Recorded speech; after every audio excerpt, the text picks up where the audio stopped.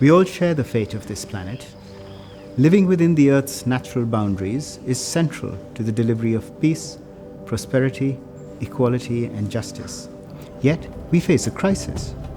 More than 20% of the Earth's land area is substantially degraded, and it is the most vulnerable and marginalized people of the world who suffer the most.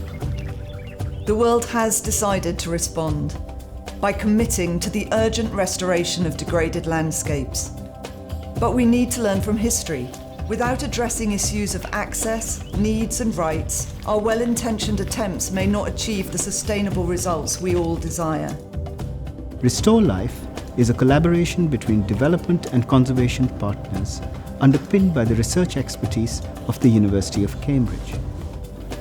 In diverse social and landscape setting, the projects will deliver social, health, and economic benefit by taking to scale a people-centered approach to a landscape restoration.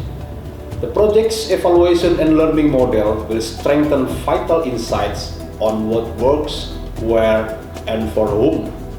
Together, we will restore landscapes, enhance livelihoods, and take to scale a truly sustainable solution for the future prosperity of people and the planet.